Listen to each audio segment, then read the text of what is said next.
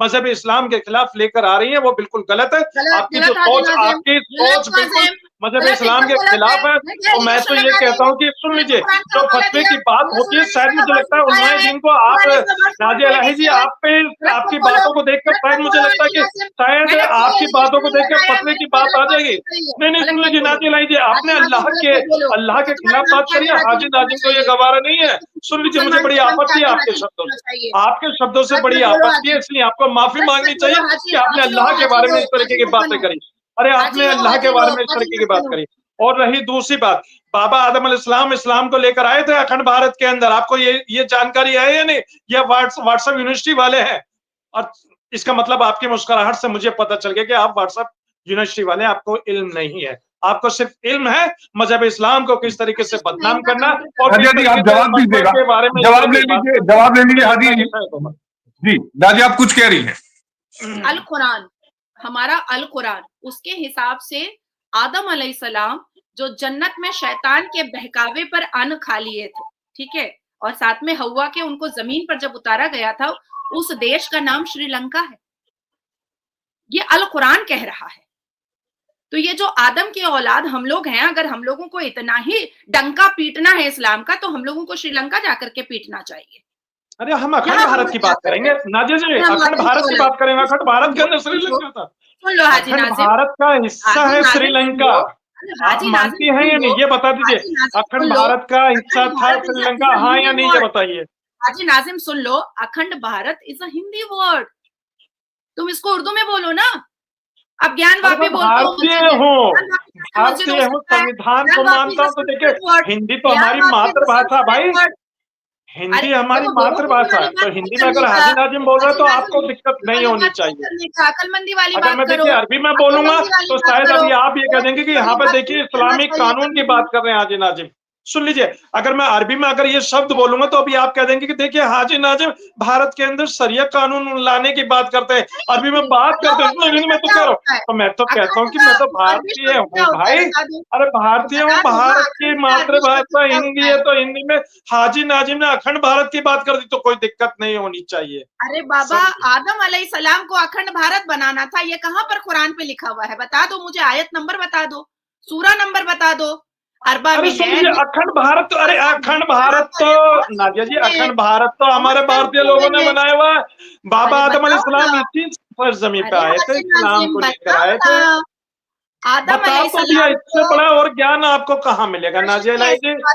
अरे नहीं, ऐसी बात होगी, ऐसी बात होगी जब आप मजहब इस्लाम के खिलाफ बात करेंगे तो माफी मांगनी पड़ेगी आपको। पसंद करे आदम अलैहिस्सलाम को और बीबी हव्वा को अखंड भारत बनाना था, ये कुरान में कहां पर लिखा हुआ है मुझे बता दो। अरे सुन लीजिए, आप तो कुरान की बात करें, पूरे कुरान के अंदर संपूर्ण मानवता के कल्याण की बात है। सुन लीजिए, मैं तो कह रहा हूँ कुरान के अंदर संपूर्ण मानवता के कल्याण की बातें है पूरी दुनिया के। अरे नाज़िया इलाही जी, संपूर्ण मानवता के कल्याण की बातें कुरान के अंदर है। और अखंड भारत जो है, ये सुन लीजिए, ये अखंड भारत जो है, हमारे अपने देश के जो नागरिक है उन्होंने भारत को अखंड भारत बनाया भाई। अखंड भारत तभी तो बना, अरे बनाया ना। अरे आप पढ़ो तो सही नाज़िया इलाही जी, बता दो ना, आयत नंबर तुम बता दो, तुम बता दो। अरे नाज़िया इलाही जी, मैं तो कुरान के मुताबिक ये कह रहा हूँ कि बाबा आदम अलैहिस्सलाम दुनिया में मजहब इस्लाम मेरा। अरे आप मानती नहीं है, आप मजहब इस्लाम को मानती है हाँ या नहीं? सिर्फ नाज़िया इलाही ये बताइए। अरे सुन लीजिए, मैं तो कह रहा हूँ पूरा कुरान संपूर्ण मानवता के कल्याण के लिए बना है। अब मैं ये कह दूं कि नाज़िया इलाही जी के बारे में कुरान के अंदर लिखा है, तो जो भी नाज़िया के नाम से होगा। हाजी भाई, क्योंकि बात यहाँ पर धर्म की हो गई, मैं फतवा पर शुरू किया था डिबेट। एक कॉन्सेप्ट जो चल रहा है जिससे युवाओं को भटकाया जा रहा है, 72 हूरों का कॉन्सेप्ट मैंने बहुत सुना है, लेकिन मैं इसके बारे में जानता नहीं हूं। जरा ये बता पाएंगे कि 72 हूरों का कॉन्सेप्ट क्या है, क्यों युवाओं को भटकाया जाता है और ये कहा जाता है कि भाई 72 हूरें आपको मिलेंगी? हाँ, क्या ऐसा कुछ है क्या? हाँ आशीष भाई, ये उसी तरीके से जिस तरीके से 1000 अप्सराएं मिलने का वादा किया गया था। और देखिए, जब 1000 अप्सराएं मिलने का वादा हुआ है तो 72 हूरों का मतलब यह है कि देखिए, जो इंसान अपने दुनिया के अंदर नेक काम करके जाएगा, हाजी नाजिम से नाजिया इलाही जी को परेशानी नहीं होगी, आशीष भाई को परेशानी नहीं होगी। तो ये मेरे अपने कर्म है जो भारत के, जो मैं दुनिया में जीते जी करके जाऊंगा, फिर मेरे कर्म के आधार पर ही मुझे उसका फल मिलेगा। अगर मैंने अच्छे कर्म किए होंगे तो मुझे, जो आप 72 हूरों की बात कर रहे हैं, तो वो मुझे अदा होंगे। लेकिन 72 हूरों की मलिका मेरी अपनी शरीके हयात होगी, उसके बाद 72 हूरों का नंबर आता है आशीष भाई। और फिर मतलब उसी 71 कोई और होंगी? नहीं, 72 हूरें होंगी और 73 मेरी शरीके हयात, जो उनके मतलब सर की ताज आपकी होगी। आपकी एक शरीके हयात। अच्छा, यहां पर मान लीजिए कि आपने 4 शादी की है, तो फिर वो नहीं 4 मेरे को, काउंट होंगी? क्या होगा, देखिए एक काउंट किया जाएगा? नहीं, हाँ मैं देखिए समझ नहीं पा रहा हूं, मैं इसलिए समझना चाहता हूं, मैं नहीं समझ पा रहा हूं। आपने चूंकि हाँ कहा कि आपकी शरीके हयात, जैसे मेरी पत्नी है तो वो एक ही है, तो मैं तो एक काउंट करूंगा। लेकिन कई आप लोगों में चूंकि ये मान्यता है और आप लोग 4 शादियां कर सकते हैं, तो क्या चारों को काउंट किया जाएगा या उनमें से एक होंगी प्लस 72? हाँ, देखिए आशीष जी, आपने सवाल बड़ा गंभीर सवाल करा, लेकिन उसका जवाब मैं आपको दूंगा। देखिए, आपने कहा कि 4 शादियां, देखिए आज का युग है, यहाँ पर तो एक शादी करके ही आदमी खुश रहता है, 4 शादियों का तो मतलब नहीं। लेकिन जब आपने 4 शादी की बात करी, तो मैं ये कहना चाहता हूँ, देखिए हमारी 4 उंगली, 5 उंगली है, 4 उंगली में आप देखेंगे किस साइज की है, सबका अपना अपना महत्व है, सबको अपने अपने महत्व के आधार पर उनको जिम्मेदारी मिलती है। जो 72 हूरे जो होंगे, उन चारों के नीचे रहेंगे, उनके दासियां बन के जो उनके खिदमत में रहेंगे। तो 72 हूरों का कंसेप्ट है। लेकिन जो सबसे ज्यादा अव्वल हो गए, मान के चलिए हाजी नाजिम को तो सबसे ज्यादा अजीज मेरी शरीके हयात है, लेकिन मैं बराबर अपने जो है उनको बराबर का हक दूंगा। मतलब ये नहीं मतलब कि एक को तो मैं हक बराबर दे रहा हूं, दूसरे को मैं डाउन कर रहा हूं, ऐसा नहीं नहीं, है। बराबर का हक हाजी मजहब भाई, इस्लाम आप के ही अंदर के जवाब दिया से गया। एक सवाल निकलता है। इसका मतलब ये माना जाए कि जो शरीके हयात को आप जो स्थान देंगे, वही उन 72 हूरों को भी देंगे? देखिए, 72 हूरों का अलग मसला है, जो शरीक हयात है मैं उनकी जो वही समझना चाह रहा हूँ एक्चुअली। देखिए, हाँ मुझे मैं पता बताता नहीं हूँ। है, इसलिए मैं समझना चाह रहा हूँ। नाजिया भी है, आप भी हैं, ताकि अगर मुझसे हाँ कभी कोई पूछता है, क्योंकि लगता है कि पत्रकार बहुत विद्वान होते हैं, कुछ जगहों पर हम नहीं हो पाते, इसलिए मैं समझना चाहता हूँ आप जैसे लोगों से, नाजिया जैसे लोगों से, कि अगर हमसे कोई सवाल पूछे तो हम क्या जवाब दें। तो इस डिबेट के हाँ माध्यम से ना सिर्फ हम दर्शकों को बता रहे हैं, बल्कि अपने लिए भी ज्ञानवर्धन कर रहे हैं कि हम क्या कहेंगे। मैं इसीलिए हाँ जानना चाह रहा था। हाँ आशीष जी, देखिए अब मैं, देखिए दुनिया के एतवार पे भी आ जाता हूँ। देखिए अभी आपने 72 हूरों की बात करी है, उसमें देखिए मैं बात करता हूँ अपनी शरीक हयात को टॉप में रखने की। तो देखिए आशीष जी, अब मैं आपको बता देता हूँ, आप है महाराज भारत के, आप भारत के महाराज हैं। तो आपकी एक, हाँ नाजी जी, बड़ा जो सवाल है आशीष भाई का, देखिए मैं भारत के महाराज बता के, देखिए आपकी एक है महारानी, देखिए उसके बाद जो जितनी भी उनकी दासियां हैं सेवा करने वाली, आपको वो महत्व नहीं दे सकते आप, जो आप अपनी पत्नी को दे सकते हैं, जो आपकी अपनी शरीके हयात है, जो महारानी है, सिर्फ उसी को महत्व देंगे। बाकी तो सब उनकी दासी है, उनकी सेवा में लगी हुई है। उसी तरीके से 72 हूरों का भी मतलब ये होता है कि उनकी सेवा के लिए बनाई गई है, खिदमत के लिए बनाई गई है। और उनकी जो सर की ताज होती है, जो शरीके हयात होती है, ये मैं आपको ऑन रिकॉर्ड कह रहा हूँ। हाजी नाजिम ने जो बात कही है, आप किताब में भी इसी तरीके से पढ़ सकते हैं। और रही बात ये कि जब देश, अब आप बात आती है फतवे की, अब देखिए मैं फतवे के ऊपर भी, तो फतवा होता है मुस्लिम कम्युनिटी के लिए उनका पर्सनल, कि मान के चलिए किसी महिला को या किसी शख्स को किसी की परेशानी हुई, तो वो फतवा यानी कि वो लिखित में देगी या वेबसाइट पे वो बताएगी कि मुझे इस चीज के लिए फतवा चाहिए। तो लिखित में ही फतवे का जवाब आता है, और उस फतवे से उनकी परेशानियों का हल करा जाता है, ना कि उनको परेशान किया जाता है, उनको समाधान परेशान बताया जाता किया। है नाजिया कि से आप कुछ, फतवे से नाजिया कुछ कहना चाह रही है बहुत देर से। नाजिया। जी आशीष जी, सबसे पहले तो मैं बता दूं कि जो मुसलमान सुन्नत रसूल के फॉलोअर हैं और अल कुरान, अल्लाह तबारक ताला की लिखी हुई अलहामी किताब अल कुरान के फॉलोअर हैं, वो कभी भी 72 वर्जिन हूरों के कॉन्सेप्ट से गुमराह हो ही नहीं सकते हैं। क्योंकि हमारे पूरे अल कुरान के 30 पारा के किसी भी आयत में और किसी भी पारा में 72 वर्जिन हूरों का कहीं पर कोई जिक्र है ही नहीं, है ही नहीं।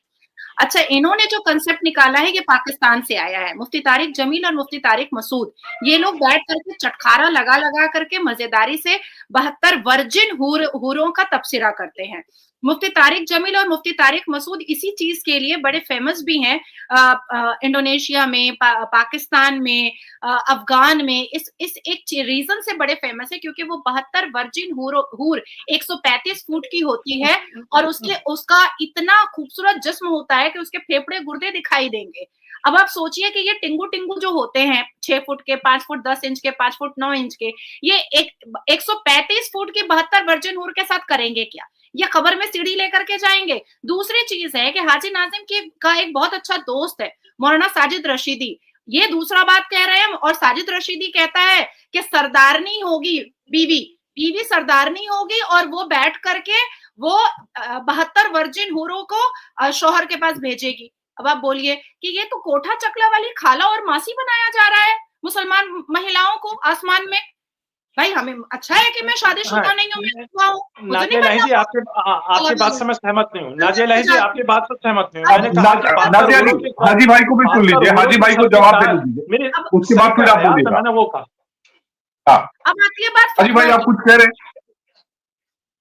फिर नाजिया जी, हाजी भाई आप कुछ कह रहे हैं, जवाब दे रहे हैं आप इस बात का। उन्होंने साफ कहा कि इसमें कहीं भी जिक्र नहीं है धार्मिक किताब में। क्या आप इस बात का खंडन करते हैं या समर्थन करते हैं? आप क्या कह रहे हैं जो नाजिया जो बात कह रही है? अगर खंडन करते हैं तो आयत नंबर बताइएगा। हाँ देखिए आशीष जी, देखिए जो हमारे उलेमादान, अरे सुन लीजिए नाजिया इलाही जी, जो हमारे अपने उलेमाओं ने, अरे सुन तो लीजिए भाई, वो कुरान और हदीस की रोशनी में बात करते हैं। अरे कुरान और हदीस की रोशनी में बात करते हैं, आप सुन लीजिए। जब अरे आप मानती हैं, अरे मुझे तो नाजिया जी ऐसा लगता है कि शायद आप कुरान की जो बार बार आयत की बात करते हैं, अगर शायद आप कुरान सही से पढ़ लेते तो आप इस तरीके की बातें नहीं करते। आप तो अल्लाह को भी 1400 साल पुराना बताती है।